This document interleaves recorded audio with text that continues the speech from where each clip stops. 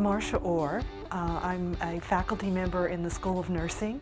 I've been teaching here for 12 years, starting my 13th now. And I teach a course called the Art and Science of Nursing, which is for undergraduate students in the RN to BSN program. When I first began teaching online about 5 or 6 years ago, I really missed that student contact. So I wanted to try to create that kind of presence as an instructor in the classes. And as I read more and more about online learning, I learned about a process called Quality Matters that has a standard, a rubric, and a process for being able to recognize quality in online classes. So that's kind of what led me to the process of looking at how I might adapt my class to meet those quality standards and all the different areas I would need to address in doing that. Part of my reading had been about universal design for learning to make sure that students who might not have English as their first language, English second language students, or students who have visual or hearing problems would have difficulty with some of the materials in the class. So a big part of the Quality Matters process was making sure that all the materials in the class were accessible. So in that sense, that was a problem. Also, I think when you begin teaching online, you have to work a little harder to create that connection with the students, and I wanted to do that through video and audio and being present in terms of being able to give good feedback, all those things that we know are markers of a good quality online class. Well, I looked at the Quality Matters rubric and talked with other people. We have a group that's involved in revising their courses and using the Quality Matters rubric to try to enhance the quality of their courses. So that was a big help. I also, through networking through the Faculty Development Center and the offerings over there, the Slate Academy, lots of different experiences with faculty here at Cal State Fullerton and conferences and online enhancements for learning about quality online markers. Those were the kinds of things that I looked at in order to make the changes. And I started getting really positive feedback from the students about, again, being present and using video. They really like that kind of thing. When you're in a class face-to-face and you're presenting information, it's gone after you say it. But if you have a video that students can refer back to and rewind and listen to again and again, that has really been a very positive piece of my class. So as I got, the course evaluations at the end of the semester or faculty evaluations about my teaching style, I tried to incorporate those changes as I made changes in the class. Probably the most helpful was the Faculty Development Center. I mean, it's been wonderful to be able to take classes over there. And again, the Slate Academies, I think they're still ongoing, the Online Learning Academy, things like that, just gave tremendous insight not only to pedagogy, but also how to use technology tools in teaching, how to use them effectively, and that was invaluable. Started a Quality Matters Leaders Group here at Cal State Fullerton, where faculty across campus in the various colleges are working on developing their courses in line with the Quality Matters standards. So we meet monthly and talk about issues and difficulties in doing that and try to support one another and look at how we might make the most impactful changes in our courses to benefit the students.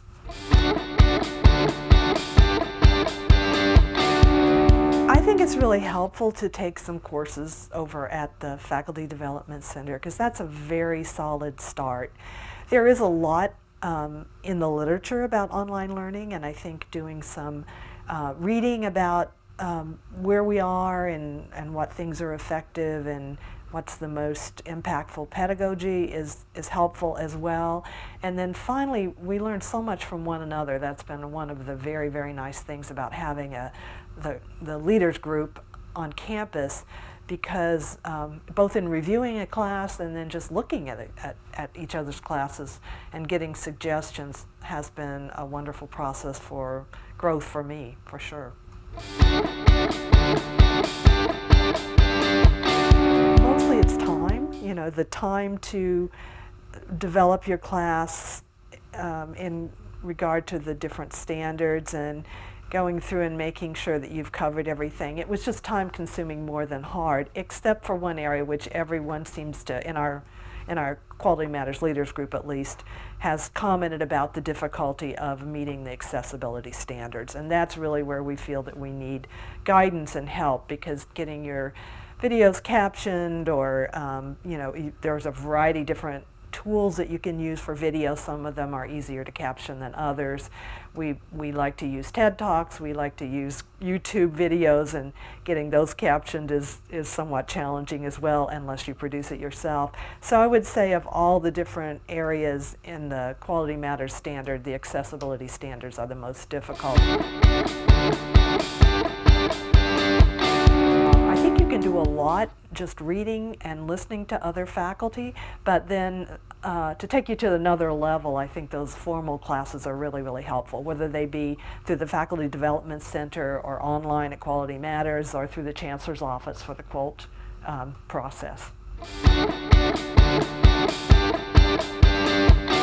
For a Quality Matters review, for example, there are 3 reviewers, peers, who are going to be looking at your class, and they're going to be looking at your class in relationship to those standards. And I think all of us who've gone through that process are always nervous. Are we going to pass? Because you have to get a certain score, and you have to pass all of the 3-point standards, and so you're kind of holding your breath waiting to hear if your class is going to make it or not. So that part was scary. Honestly, my class didn't make it the first time. I had a few of the things I had to change in there.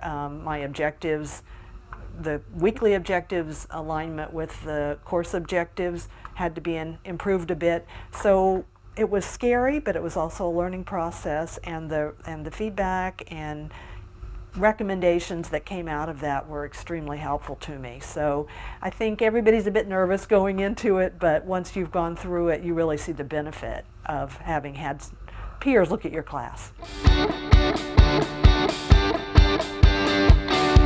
feedback I've gotten from the students is that they appreciate how clear everything is in the class. They know how to, you know, there's consistency in each weekly lesson. They know where to look, how to find what they're going to be reading. So the comments that I've gotten on the course evaluations have been very positive about the ease with which they can navigate the course, and that's what the Quality Matters is all about, is the, you know, helping the students be successful in the course.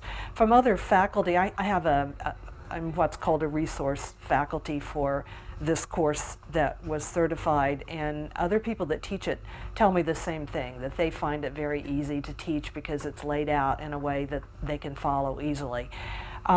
Student achievement, I think, is enhanced by the way the course is set up, but that is an area that we're looking at this semester from our Quality Matters Leaders group. What are the students saying about the courses that are set up in a way that is you know, in consistency with the Quality Matters rubric. So we'll hopefully get some research findings to be able to share about that.